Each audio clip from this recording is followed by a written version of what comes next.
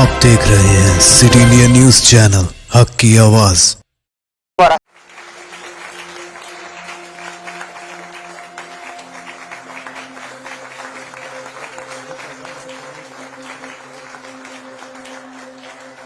मैं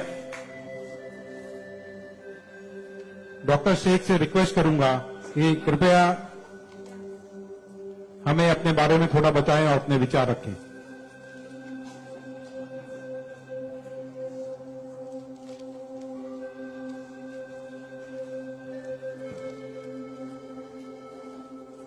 सबसे पहले तो मैं अल्लाह रब्बुल इज़्ज़त की बहुत ज्यादा शुक्रगुजार हूँ कि उसने मुझे इतनी इज्जत दी और इस मकाम तक पहुंचाया कि मैं अपनी लाइफ के जो फैक्ट्स हैं, जो जर्नी में आपके साथ शेयर कर सकूं। मैं बहुत ज्यादा शुक्रगुजार हूँ भारत विकास परिषद की प्रेसिडेंट सुनील शाह की, और उससे ज्यादा शुक्रगुजार हूँ यहाँ पे हमारे प्यारे डॉक्टर अनिल मुरारका सर की, जिनके सपोर्ट की वजह से हम बहुत सारी जगह पे जाते हैं और लोगों को मोटिवेट करते हैं। और जितना डॉक्टर अनिल मुरारका सर एक डिसेबिलिटी को लेकर जितना कंसर्न्ड है, उतना मैंने किसी को नहीं देखा। तो I really thankful for him for that. 2008 मैंने अपना 10th क्लियर किया था।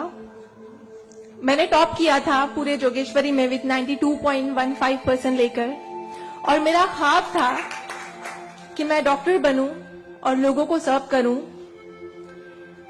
मैं मिडिल क्लास से ताल्लुक रखती हूं। मेरे जो अब्बू हैं वो वेजिटेबल वेंडर हैं, तो हमारे घर पे बहुत फाइनेंशियली प्रॉब्लम थी।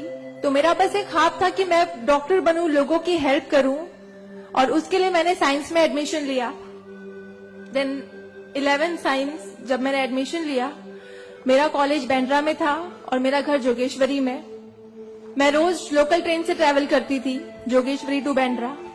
7 October 2008 that was the day जब मैं कॉलेज से घर वापस आ रही थी। मेरे सेमेस्टर चल रहे थे उस वक्त, और सुबह 10 बजे का वक्त था। 10 बजे आप सब लोग मुंबई से बिलोंग करते हैं, सबको पता है लोकल ट्रेन में बहुत रश आर होता है। वो ट्रेन जब अंधेरी से निकली, मैं अपनी सीट से उठी और मुझे नेक्स्ट स्टेशन मेरा जोगेश्वरी था, मुझे वहां उतरना था। लेकिन मेरे सीट से उठने और स्टेशन के आने तक के बीच में वो एक लम्हा था जिसमें मेरी पूरी जिंदगी बदल गई। मैं जब सीट से उठी, उसके नेक्स्ट मोमेंट मैंने अपने आप को ट्रेन की पटरियों के नीचे पाया, और जब मेरी आंखें खुली तो वही ट्रेन जिसमें मैं ट्रैवल कर रही थी वो मेरी आंखों के ऊपर से बहुत तेजी से गुजर रही थी। एक लम्हे को लगा कि मैं कोई ख्वाब देख रही हूं, लेकिन जब ट्रेन पूरी तरह से मेरे पैरों से गुजर गई, मैं वहां हेल्पलेस थी। और जब बहुत दूर जाके किसी ने चेन रोकी, वो ट्रेन रुकी, और उस ट्रेन को रुकता हुआ देखकर मुझे एहसास हुआ कि मैं कोई ख्वाब नहीं देख रही हूं, मैं सच में ट्रेन से गिर चुकी हूं, और मैंने अपनी दोनों टांगे उस ट्रेन के पहियों के नीचे आ गई है जिसमें मैं ट्रैवल कर रही हूँ। वो पूरी 12 डब्बे की ट्रेन मेरे पहियों से गुजर गई। किसी ने चेन रोकने की हिम्मत नहीं की। और मैं जब वहां गिरी तो लोगों ने मुझे देखा, और 10-15 मिनट बाद काफी लोग आए, मेरे आसपास खड़े हो गए। मेरे पास सेलफोन नहीं था। मैंने अपनी बैग से उस वक्त डायरी निकाली, मैंने लोगों को फरियाद की, बहुत रिक्वेस्ट की, बहुत रोया वहां पर कि मेरे घर पे एक फोन कॉल करके बता दो कि मैं यहाँ पे हेल्पलेस पड़ी हूँ विथ हेवी ब्लीडिंग, मेरे बचने की कोई चांस नहीं है। एटलीस्ट मेरे घर वालों को पता होना चाहिए कि मैं यहाँ पे इस हालत में हूँ, मुझे लावारिस लाश बन के नहीं मरना है। बट उस वक्त मैं यही कहूंगी कि अल्लाह ताला की मसलहत थी। अल्लाह ताला उस वक्त जो मेरी तकदीर में था, किसी ने मेरी हेल्प नहीं की, और मैं वहां पे 30 मिनट ऑलमोस्ट मैं ट्रैक पर विथ हैवी ब्लीड, मेरे दोनों पैर ट्रेन के पहियों के नीचे आ गए थे। मैं उसी हालत में पड़ी रही और मैं कॉन्शियस थी। मैं बस लोगों के सामने रो रही थी कि मुझे कोई पानी पिला दो, कोई घर वालों को कॉल कर दो, लेकिन किसी ने हेल्प नहीं की। And after 30 minute I got railway help. Then मुझे गवर्नमेंट हॉस्पिटल लेकर जाते हैं, वहां पर भी कुछ ओटी स्ट्राइक होता है, मुझे फौरी ट्रीटमेंट नहीं मिलता है। एंड देन मेरा एक्सीडेंट सुबह 11 बजे होता है और मुझे 6 बजे जब मेरी फैमिली प्राइवेट हॉस्पिटल लेकर जाती है, then I got a treatment. And उसके बाद 16 साल की थी मैं जब मेरे साथ ये एक्सीडेंट हुआ। आप समझ सकते हैं 16 साल की उम्र में 1 मिनट में मेरे 2 पैर कट गए थे, मैं डिसेबल हो गई थी, मैं हेल्पलेस हो गई थी, मैं खुद से उठ नहीं पा रही थी, ना बैठ पा रही थी, ना एक तरफ से दूसरी जगह मूव हो पा रही थी। मैं मेंटली डिसेबल हो गई थी, फिजिकली डिसेबल हो गई थी और फाइनेंशियली कंडीशन भी काफी वीक थी। वो सारी चीजें मेरे दिमाग में चल रही थी और जब लोग मुझे देखने आते थे तो कुछ लोग हमदर्दी में नेगेटिव कमेंट्स भी करते थे कि 16 साल की बच्ची है, 2 पैर खो दिए हैं, सारी जिंदगी माँ बाप के ऊपर बोझ रहेगी, ये जिंदा क्यों है, इससे अच्छा ये मर जाती। ये सारी बातें लोग आके जब मेरे सामने करते तो मेरे जहन में वो सारी बातें चलती कि सीरियसली मुझे अल्लाह ने जिंदा क्यों रखा। जब मुझसे दोनों पैर ही लेने थे 16 साल की उम्र में, मैं खुद से मूव नहीं कर सकती हूँ, मेरी मम्मी को इतना सब कुछ झेलना पड़ रहा है। जिस उम्र में मुझे अम्मी की हेल्प करनी चाहिए उस उम्र में वापस से मम्मी मुझे गोद में उठाकर लेकर जा रही है, वापस से मेरी खिदमतें कर रही है। तो मेरी जिंदगी का मकसद क्या है? मुझे दोबारा जिंदगी क्यों दी अल्लाह ने? मैं बहुत शिकायतें करती थी अल्लाह से, मैं बहुत रोती थी, लेकिन उस मुश्किल वक्त में मेरे कॉलेज, मेरे स्कूल टीचर्स और बहुत से ऐसे नेक बंदे भी थे जिन्होंने मुझे हौसला दिया। उनमें सबसे पहले मेरी फैमिली आती है, मेरी बड़ी सिस्टर की फैमिली आती है। मेरी मम्मी ने मुझे एक जुमला कहा जो जिंदगी भर और मैं हर फंक्शन में बोलती हूँ, वो कि बेटा तुम रो मत, तुम्हारे साथ आज जो ये हादसा हुआ है, अल्लाह ने तुमसे सिर्फ 2 पैर लिए हैं, तुम्हारे पास तुम्हारा दिमाग है, तुम इतनी फास्ट ट्रेन से गिरी हो, तुम्हारे सर पे चोट लग सकती थी, तुम्हारी जान जा सकती थी, लेकिन अल्लाह ने सिर्फ तुमसे 2 मामूली पैर लिए हैं। क्या पता फ्यूचर में तुम्हारे लिए बहुत कुछ रखा हो। तब मुझे बातें उनकी समझ नहीं आती थी, लेकिन अल्हम्दुलिल्लाह अल्लाह का लाख लाख शुक्र है कि आज इस मौके पर जब लोग मुझे एज अ इंस्पिरेशन समझते हैं, एक आइडियल करते हैं, तो मुझे समझ में आता है कि मेरी अम्मी सच बोलती थी कि हौसला रखो, सिर्फ 2 टांगे गई है। आज मैं जब अपने प्रोस्थेटिक लेग से चलती हूँ तो लोगों को पता नहीं चलता कि मेरे पास 2 पैर नहीं है, मेरा एक पैर थाइस के पास से नहीं है, दूसरा नी के पास से नहीं है, बट लोगों को ये अंदाजा नहीं होता है। तो बस मेरी अम्मी ने जो एक बात कहा था कि अल्लाह पे यकीन रखो बच्चा, तुम्हारे साथ जो हो रहा है और जो होगा वो सब अल्लाह ने प्लान किया हुआ है, तुम बस हिम्मत मत हारो कभी भी और बस डटे रहो अपने जुनून के पीछे कि तुम्हें डॉक्टर बनना है। तुम्हारी 2 टांगे नहीं तो क्या हुआ, तुम्हारे पास दिमाग है, तुम ज़हीन हो, तुम आगे बढ़ो। और क्या पता तुम आगे लोगों को आइडियलाइज कर, लोग तुम्हें आइडियलाइज करें इस चीज को लेके। मेरे डॉक्टर संजय कंठारिया, ऑर्थोपेडिक सर्जन, उन्होंने सबसे ज्यादा सपोर्ट किया इस बात को लेकर कि तू डॉक्टर बन। मैंने अपने जीने की उम्मीद छोड़ दी थी, डॉक्टर बनने की उम्मीद छोड़ दी थी, लेकिन जब उन्होंने मुझे बताया कि तुम डॉक्टर बन सकती हो, तुम बनो, देन मैंने प्रिपरेशन स्टार्ट की। सीईटी कॉमन एंट्रेंस टेस्ट होता है to getting in admission in medical college, मैंने वो क्रैक किया। I got 3rd rank all over Maharashtra in PH quota. And after that मुझे बहुत खुशी हुई कि मैंने 3rd रैंक क्लियर किया है। Now I got admission, I will get admission in MBBS. But वहां पर भी एक प्रॉब्लम थी मेरे लिए कि मुझे डिसेबल परसेंटेज 89% डिसेबल हूं मैं, और मेडिकल में एडमिशन के लिए 40 to 70 there is a criteria to get admission for MBBS. मैं मोर देन 70% डिसेबल हूँ, ये कहकर मुझे उन्होंने डिनाई किया कि आप एलिजिबल नहीं हो, आप एमबीबीएस में एडमिशन नहीं ले सकते हो, आप डॉक्टर नहीं बन सकते हो। तो उस बात को लेकर मैं बहुत डिप्रेस हो गई।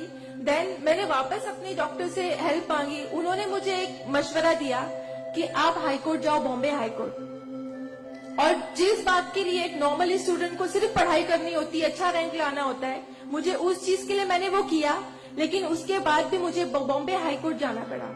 एंड मैं गई, मैंने अब हार नहीं मानी और मैं गई, बिकॉज वो मेरा हक था, मुझे डॉक्टर बनना था। और जब मैंने वापस अपनी नॉर्मल जिंदगी स्टार्ट की अपने प्रोस्थेटिक लेग से, मैंने आना जाना शुरू किया, अकेले ट्रेन ट्रैवल करना शुरू किया, देन मैंने रियलाइज किया कि मेरे अंदर कोई कमी नहीं है, मैं एक नॉर्मल लड़की हूँ, मेरे पास पैर नहीं तो क्या हुआ, मैं लोगों को सर्व कर सकती हूँ, मेरे अंदर पैशन है डॉक्टर बनने का।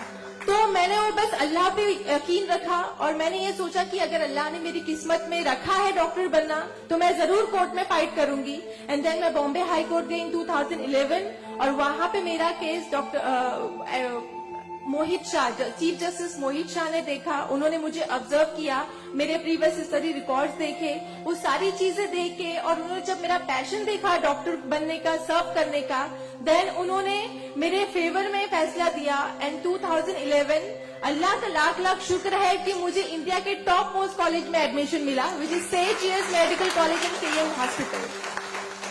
देन 2011 में मैंने अपना एमबीबीएस में एडमिशन लिया। वो जर्नी बहुत आसान नहीं थी मेरे लिए, क्योंकि मेरे पास दो पैर नहीं है। और जब मेरी काउंसलिंग चल रही थी एडमिशन को लेकर, तो काफी जो डॉक्टर्स का पैनल था उन्होंने मुझे बहुत कुछ हकीकत बताई थी कि आपके लिए डॉक्टर फील्ड आसान नहीं है, इसमें पढ़ाई करना 5.5 साल, आपको एक ओपीडी से दूसरी ओपीडी जाना होगा। और तब मैं 2 क्रचेस यूज करती थी मेरे लिए, तो आपके लिए बिल्कुल भी आसान नहीं है। आप हार जाओगे, 1 साल पढ़ोगे, दूसरे साल आप डिनाई कर दोगे, एडमिशन नहीं लोगे, आप गिव अप कर लोगे। लेकिन बस मैंने दिल में ठान लिया था कि मुझे इन्हें गलत साबित करना है और मुझे लोगों को प्रूव करके दिखाना है कि एक लड़की जो 89% डिसेबल है, जिसे लोग ये कहकर सुनाते थे कि सारी जिंदगी माँ बाप के ऊपर बोझ पर बनी रहेगी, उन्हें प्रूव करना है कि मैं डॉक्टर बन के लोगों को सर्व कर सकती हूँ। और जो मेरे दूसरे डिसेबल भाई बहन हैं, उन्हें भी शो करना है कि after disability, after accident, post accident जो लाइफ होती है वो आप नॉर्मल गुजार सकते हो अपने हौसले की बनिस्बत। तो मैं बस 5.5 साल मैंने बहुत कोशिश की, बहुत दर्द सहे, लेकिन मैंने अल्हम्दुलिल्लाह 2016 में फर्स्ट क्लास से मैंने अपना एमबीबीएस क्लियर किया। और इस बात को देखते हुए मुझे बहुत खुशी होती है, इस बात को बहुत प्राउड मोमेंट था मेरे लिए कि इन 2016 ऑन वुमेन्स डे 8 मार्च मुझे बॉम्बे हाई कोर्ट में फेलिसिटेट किया गया, जो एक हिस्टोरिक मोमेंट था वहां पर कि आउटसाइड से किसी को उन्होंने फेलिसिटेट किया। देन उसके बाद मुझे काफी कॉल्स आए एज अ मोटिवेशनल स्पीकर, मुझे काफी अवार्ड्स मिले। और तब मैंने सोचा कि मेरी जर्नी सिर्फ एमबीबीएस तक नहीं है, मुझे लोगों को और प्रूव करना है कि 89% डिसेबल होके अगर मैं एमबीबीएस कर सकती हूँ तो मुझे मेडिकल फील्ड की हायर डिग्री अचीव करनी है, which is MD, medicine in doctor in medicine. Then मैंने उसके लिए भी कॉमन एंट्रेंस टेस्ट दिया and again I got third rank in all over Maharashtra. और यहाँ पर भी देन अगेन उन्होंने प्रॉब्लम क्रिएट की मेरे लिए। After completing my MBBS with flying colours, उन्होंने वापस मेरा मेडिकल एडमिशन डिनाई किया कि आप नहीं कर सकते हो because you are 89% disable. Then मुझे एक बहुत हम्बल इंसान मिले, member of parliament Kirit Somaiya sir. उन्होंने फौरन से मेरी एप्लीकेशन सेंट्रल हेल्थ मिनिस्टर के पास लेकर गए और वहां से विद इन 2 डेज ये जो क्राइटेरिया है 40 to 70% डिसेबिलिटी का मेडिकल में एडमिशन के लिए, this is a 20 years old clause, और विद इन 2 डेज ये क्लॉज चेंज करवाया उन्होंने बिकॉज ऑफ माई एप्लीकेशन। वो क्लॉज चेंज होके बस ये है कि मिनिमम 40% क्राइटेरिया है और मोर देन 70% जो भी डिसेबल हैगा they will get admission in medical field.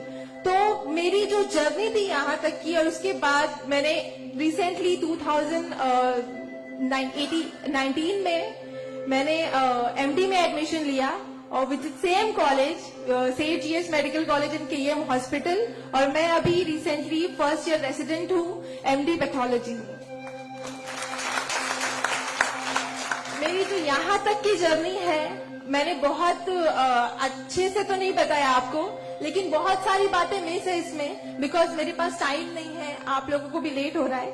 लेकिन ये सारी जो मेरी जर्नी है ये सब बताने का मकसद यही है आप लोगों को कि जिंदगी में देखो चाहे कुछ भी प्रॉब्लम आए, बिकॉज मेरी लाइफ में मुझे लगता है कि सारी प्रॉब्लम्स थी, फाइनेंशियल प्रॉब्लम्स थी, फिजिकल प्रॉब्लम थी, मेंटल प्रॉब्लम थी, सारे ऑड्स थी मेरी लाइफ में। लेकिन मैंने बस 2 चीजें ध्यान में रखी। एक तो मेरी अम्मी की बात की अल्लाह पर यकीन रखो, अल्लाह अपने बंदों से 70 माओं से ज्यादा प्यार करता है। एक माँ हमारी छोटे से दर्द को बर्दाश्त नहीं कर सकती, वो तो 70 माओं से ज्यादा प्यार करता है, तो हमें दर्द में कैसे रख सकता है वो?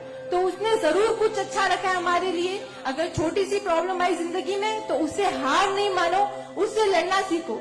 हमेशा अपना हौसला जिंदा रखो, बिकॉज आपके पास अगर हौसला है तो आपकी लिए जिंदगी जीने की उमंग रहेगी, बिकॉज बगैर हौसले के कोई जिंदगी नहीं जी सकता। तो आप लोग प्लीज, अगर छोटी से छोटी प्रॉब्लम भी आए, कोई भी परेशानी आए, आप लोग लड़ना सीखिए और जिंदगी जीना सीखिए। बिकॉज मेरे एक्सीडेंट के बाद मुझे लगा मैं इतनी सारी कोशिशें नहीं करती तो मैं आज यहाँ पर खड़ी होके एज अ डॉक्टर आप लोगों से इंटरेक्ट नहीं हो रही होती। तो बस कभी भी हार मत मानिए। और ये एक शेर है आप सबके लिए, हौसले की तुर्कश में कोशिश का वो तीर जिंदा रख। तरकश मतलब जिसमें तीर रखते हैं। हौसले की तरकश में कोशिश का वो तीर जिंदा रख। हार चाहे जिंदगी में सब कुछ, हार जा चाहे जिंदगी में सब कुछ, मगर फिर भी जीतने की उम्मीद जिंदा रख। Thank you so much, thank you all of you, मुझे इतने अच्छे से सुनने के लिए। और मैं बहुत ज्यादा थैंकफुल हूँ डॉक्टर अनिल सर की और भारत विकास परिषद की कि उन्होंने मुझे इतना सुनहरा मौका दिया आप लोगों से इंटरैक्ट का। Thank you. धन्यवाद।